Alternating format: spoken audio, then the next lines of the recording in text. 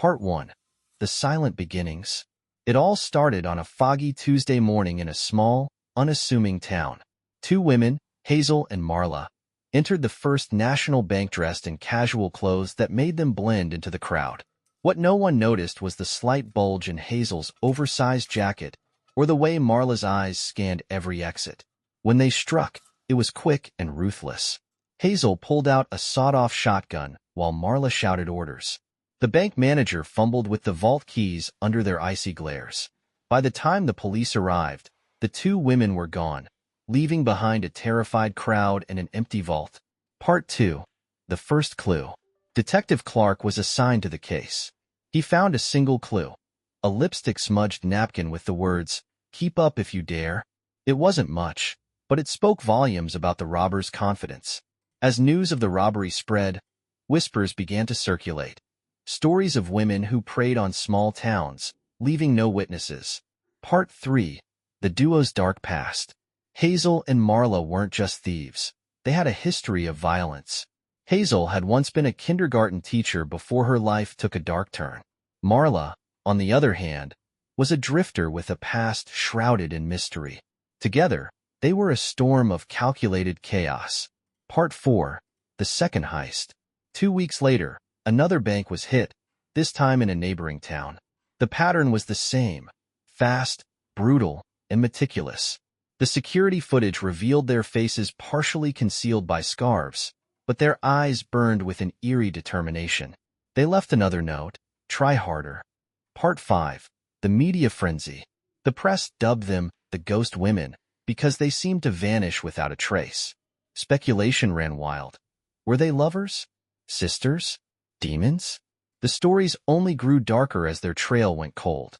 Part 6. The First Encounter. Detective Clark finally caught a break. A witness claimed to have seen two women matching their descriptions in an abandoned warehouse. When the police stormed the place, they found nothing but cryptic drawings on the walls and a faint smell of gasoline. Part 7. A Deadly Game. The women weren't just robbing banks. They were taunting the authorities. They began leaving behind chilling messages, riddles that hinted at their next moves. One read, "When the clock strikes 12, look for us in the shadows." Part 8. The Town's Descent. Fear gripped the towns. Residents locked their doors and windows, convinced the women would come for them next. Paranoia spread like wildfire, and trust became a rarity. Part 9. The Murder. Then came the murder. A bank teller was found dead in her home. Her body posed as if she were asleep. On the wall, written in blood, were the words, "Not fast enough." Part 10. The Pact. Hazel and Marla's motives became clearer. They thrived on fear and chaos. In a chilling audio recording sent to the police, Marla's voice whispered, "We were born in the dark. You can't catch what you can't see." Part 11.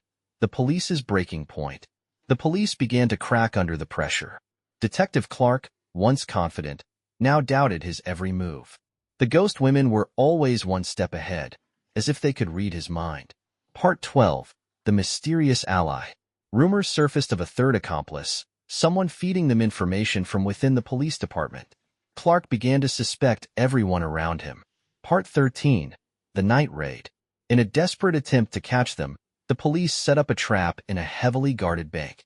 But Hazel and Marla were too clever. They set fire to the decoy bank, using the chaos to rob another one miles away. Part 14. The Shadowy Figure.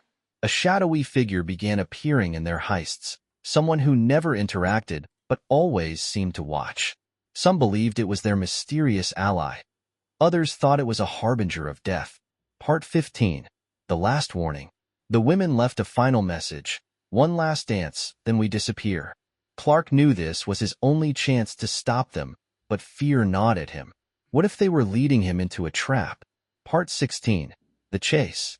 The final heist was their most daring yet. They hid a high-security vault in broad daylight. The police gave chase, cornering them in an abandoned motel. But when they entered, the women were gone, leaving behind mannequins dressed in their clothes. Part 17. The Ritual. Inside the motel room, they found a bizarre scene. Candles arranged in a pentagram and strange symbols drawn on the walls. Clark realized this was more than just a game. It was a ritual. Part 18. The Betrayal. Clark's worst fears were confirmed when he discovered the mole in their department. It was his partner, someone he had trusted for years. The betrayal cut deep, but it gave him the lead he needed. Part 19. The Final Confrontation. Clark tracked Hazel and Marla to an abandoned church. The air was thick with the smell of decay. Inside, he found them waiting, their faces painted like porcelain dolls. "Welcome to our sanctuary," Marla said, her voice dripping with malice. Part 20. The Vanishing Act. Gunshots rang out, but when the smoke cleared, the women were gone. All that remained were their eerie masks and a single note, "Catch us in the next life." The ghost women were never seen again, but their legend lived on, haunting the town and everyone who dared to speak their names. Part 21. Enter the Hunters. 3 men, James, Eric, and Vincent, emerged from the shadows, self-proclaimed hunters of the paranormal. They had heard of the ghost women and were determined to find them. Armed with weapons and rituals, they began their search. Part 22.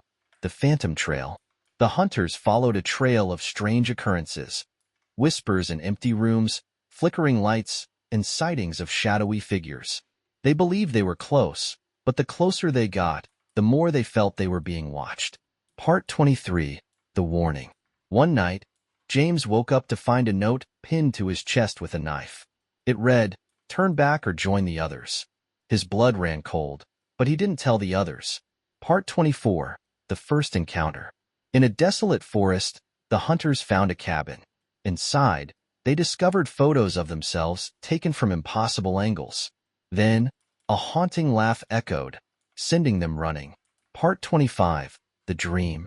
Eric began having vivid nightmares of Hazel and Marla.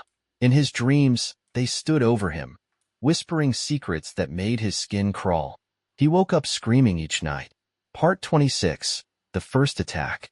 While driving to their next lead, their car suddenly lost control, flipping into a ditch. James swore he saw a figure standing on the road before the crash. None of them were seriously injured, but they knew it wasn't an accident. Part 27. The Shadowed Town. The hunters arrived in a ghost town, the last known location of the women. The air was thick with tension. Every creak of wood or gust of wind felt like a warning. Part 28.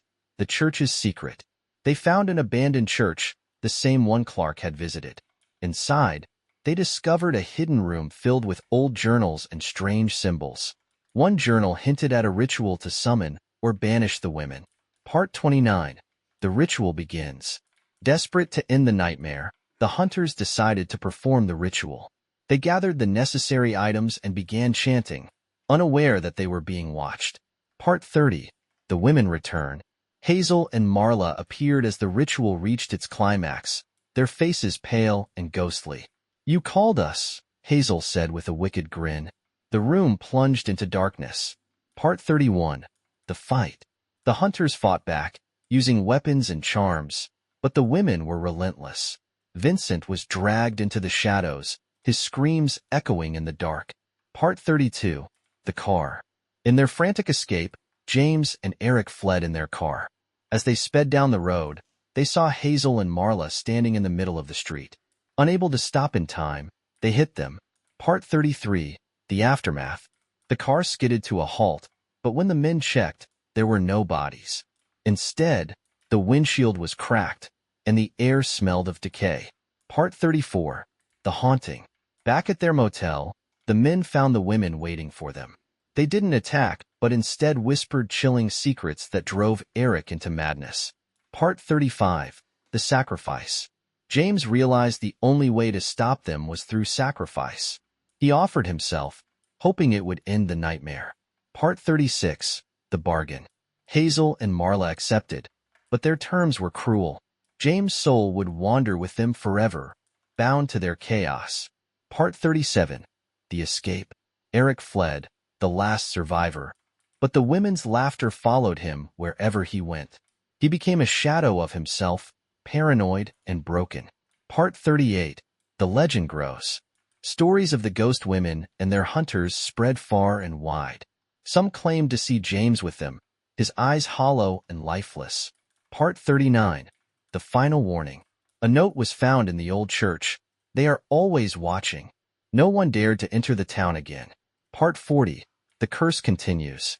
The ghost women became more than legends. They became a curse, haunting anyone who sought them. Their story, though terrifying, was far from over. Part 41. New Shadows. In the wake of the ghost women's terror, two new criminals emerged, Gideon and Lila. They didn't rob banks or leave cryptic messages. They drowned their victims in the river. Part 42. The River's Secrets. Divers investigating a recent string of disappearances found the murky depths of the river hiding more than just bodies. Strange carvings were etched into rocks, and shadows moved just beyond the beams of their flashlights. Part 43. Survivors' Tales. The divers encountered something unexpected, two survivors clinging to a jagged piece of driftwood. The man and woman were incoherent, mumbling about hands dragging them down in whispers from the deep. Part 44. The Survivors Speak. When the survivors regained their strength, they recounted their harrowing ordeal. They described Gideon and Lila as haunting figures who appeared at dusk, their faces pale and emotionless as they pulled their victims into the river. Part 45. The Diver's Warning. The divers returned to the surface, shaken but determined to expose the truth. They reported their findings, but their warnings were dismissed as the ravings of overworked minds. Part 46. The hunters joined forces. Eric, still haunted by the ghost women, teamed up with the divers. He believed the new threat was somehow connected to Hazel and Marla. Part 47. The River Ritual. In a desperate bid to understand, the team performed an ancient ritual found etched on the riverbed. As they chanted, the water began to ripple unnaturally, and shadows emerged, whispering their names. Part 48. The Apparition. Hazel and Marla appeared on the riverbank, their forms translucent and otherworldly. "You've meddled too far," Marla said, her voice echoing like a distant scream. Part 49. The River's Wrath. The water surged violently, pulling one of the divers under. Despite their efforts, the team could only watch as he vanished into the depths. Part 50. The Truth Revealed. The survivors revealed a chilling connection. Gideon and Lila were once accomplices of Hazel and Marla, left behind after a botched heist. Their revenge was born from betrayal, their drowning spree a twisted homage to the ghost women. Part 51. The Final Plan. Determined to end the cycle, the team devised a plan to trap all four spirits. They would lure them to the river with artifacts from their pasts. Part 52. The Showdown. As night fell, the riverbank became a battleground. The spirits appeared, their forms shifting between human and monstrous. The air was thick with the stench of decay and the sound of anguished wails. Part 53. The Sacrifice. Eric, burdened by guilt and haunted by his past, offered himself as bait. His final words were a plea for forgiveness as the spirits closed in. Part 54. The Spirits Bound. Using a combination of the ritual and artifacts, the team managed to bind the spirits to the river, their anguished cries fading into silence as the waters calmed. Part 55. The Aftermath. The river returned to its natural state, but the team knew the peace was fragile. The legends of the ghost women and their accomplices would live on, a warning to those who dared to disturb the waters. Part 56. The Survivors Pact. The remaining members vowed to protect the river, ensuring no one else would fall victim to its cursed depths. They left behind warnings, hoping their story would prevent further tragedy. Part 57. The Legacy. The river became a place of fear and fascination, its dark history attracting thrill-seekers and paranormal enthusiasts. But for those who knew the truth, it was a place best left undisturbed. Part 58. The Haunting Continues. Despite the team's efforts, strange occurrences persisted. Some claimed to hear laughter on the wind, while others saw pale figures watching from the riverbank. Part 59. The Return. Years later, a new team of divers discovered the artifacts left behind. Unwittingly, they unleashed the spirits, starting the cycle anew. Part 60. The End or the Beginning. The river's curse remains, a testament to the darkness that once thrived there. Whether it can ever be truly silenced is a question no one dares to answer. Part 61. The New Victims. The new team of divers, unaware of the river's dark history, began their exploration at dusk. Their laughter echoed off the water's surface, but it was soon drowned out by whispers they couldn't explain. Part 62. The Shadows Rise. As the divers descended into the water, the whispers grew louder, forming words. Leave before it's too late. Suddenly, one of the divers felt icy fingers brush against his leg. Part 63. The First Vanishing. When the group resurfaced, one diver was missing. His equipment floated eerily on the surface, but there was no trace of him below. Panic set in as the group realized they were not alone. Part 64. The River's Hunger. Back on land, the remaining divers heard splashing from the water.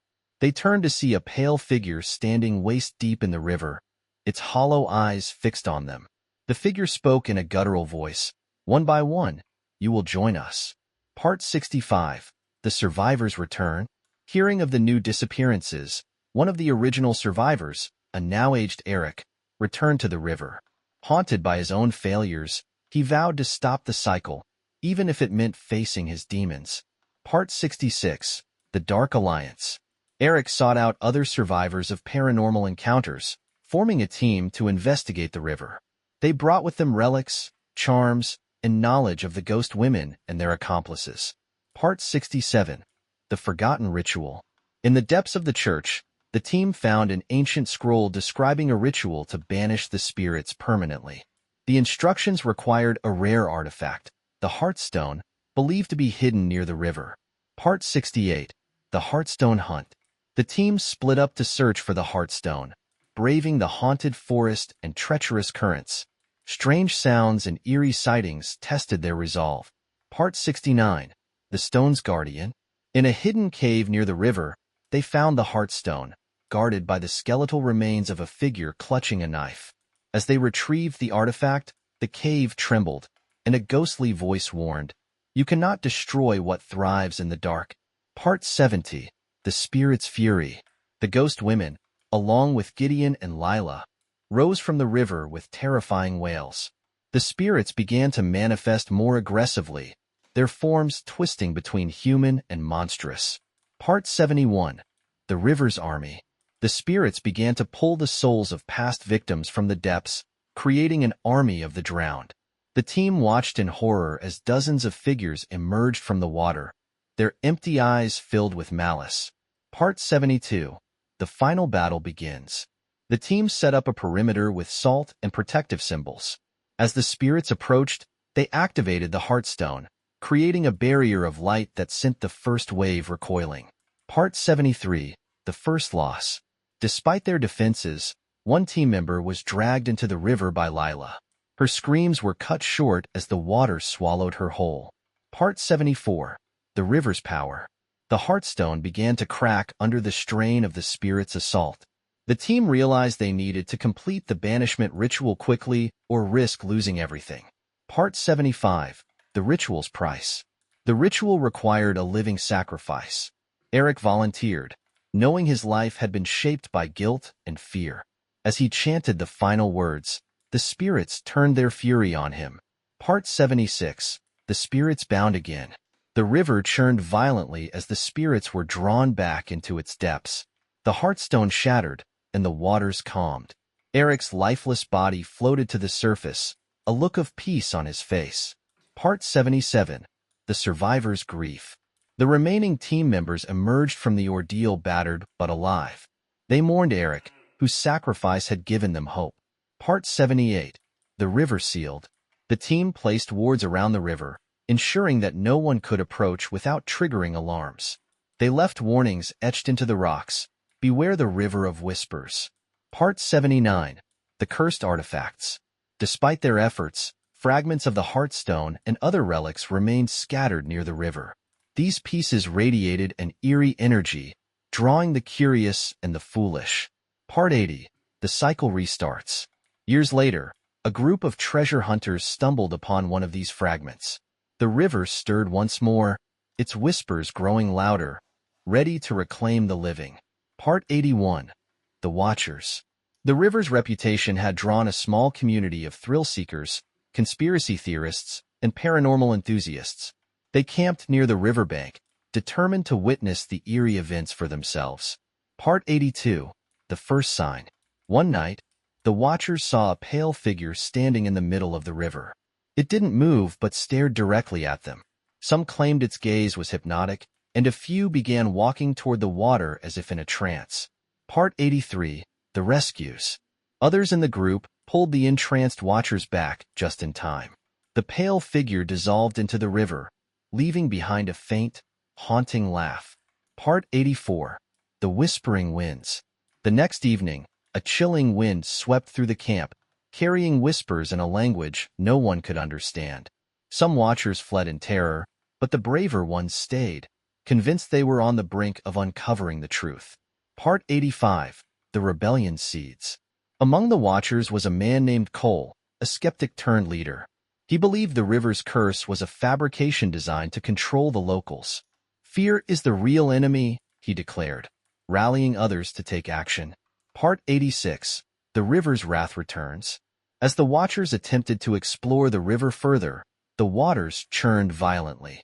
One of the braver watchers, a young woman named Fiona, was pulled under before anyone could react. Part 87. The Blood Moon. That night, the moon turned red, casting an eerie glow over the camp. The watchers heard cries from the river that sounded like Fiona's voice, pleading for help. Part 88. The First Rebellion. Cole led a group to confront the river directly. Armed with torches and homemade weapons, they waded into the shallow water, determined to face whatever was haunting them. Part 89. The Spectral Army Returns. The river retaliated, summoning an army of drowned spirits. The watchers' torches flickered and died, plunging them into darkness as the spirits surrounded them. Part 90. The Narrow Escape. Cole and a handful of others managed to flee back to the camp, but many were lost. The survivors' belief in a rebellion wavered as fear began to consume them. Part 91. The Rising Descent. Among the watchers, divisions grew. Some wanted to leave, while others, led by Cole, believed they could still overpower the river's malevolent force. Part 92. The Artifact's Curse. One of the watchers, an elderly woman named Miriam, found a fragment of the Heartstone near the river. She kept it, believing it to be a talisman of protection, but it began to whisper to her in her dreams. Part 93. Miriam's Transformation. Miriam grew more erratic, muttering cryptic phrases and drawing strange symbols around the camp. She claimed the river had chosen her as its voice. Part 94. The Camp Divides. The watchers split into factions. Those who followed Miriam, believing she was their savior, and those who remained loyal to Cole, determined to resist the river's influence. Part 95. The River's Deception. The river began showing visions to the watchers, appearing as loved ones or lost friends. It whispered promises of peace and safety to lure them into the water. Part 96. The First Betrayal. One of Cole's closest allies, Aaron, defected to Miriam's side after seeing a vision of his deceased daughter. His betrayal shattered Cole's confidence. Part 97. The Possessed. Miriam's followers began exhibiting strange behaviors. Their eyes turned milky white, and they spoke in unison, repeating the river's whispers. Part 98. The Summoning. Miriam led her followers in a ritual to summon the spirits fully. As they chanted, the ground trembled, and the river surged violently, spilling over its banks. Part 99. The Flood. The river flooded the camp, washing away tents and equipment. The watchers scrambled for higher ground, but the water seemed to chase them, as if alive. Part 100. The Spirit's Warning. The spirits appeared again, more solid than ever. "You meddle in what you cannot understand," Hazel's voice boomed. "Leave, or face eternal torment." Part 101. The Final Rebellion. Cole, desperate to save what remained of the group, rallied the remaining watchers for one last stand. They crafted makeshift weapons and prepared to face the spirits head-on. Part 102. The Showdown. The watchers charged the river, their torches blazing. The spirits rose to meet them, their forms towering and grotesque. The air was filled with screams and the clash of desperate humans against unearthly forces. Part 103. The Tidal Wave. The river surged into a massive wave, engulfing both the watchers and the spirits. For a moment, everything was silent as the water stilled unnaturally. Part 104. The Aftermath. When the waters receded, only a handful of watchers remained. They were shaken and broken, their rebellion crushed by the river's overwhelming power. Part 105. Miriam's Ascension. Miriam emerged from the water, her appearance transformed. Her eyes glowed faintly, and her voice echoed with a strange resonance. "The river has spoken," she declared. Part 106. The New Order. Miriam claimed dominion over the river, declaring herself its prophet.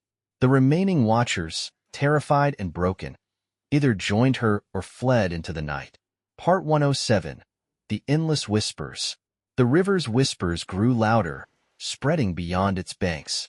Nearby towns began reporting strange phenomena, shadows that moved on their own and voices calling from the water. Part 108. The Haunted Towns. The towns near the river became desolate as people fled. Those who stayed reported seeing Miriam walking along the riverbank, her presence accompanied by a deep sense of dread. Part 109. The Final Warning. A message appeared on the rocks near the river. "Do not challenge the waters. They watch, they hunger." The handwriting was unmistakably Miriam's. Part 110. The cycle continues. Despite the warnings, the river's allure remained irresistible to some. Thrill seekers, skeptics, and the desperate continued to approach, only to vanish into its depths, ensuring the river's dark legacy would never end.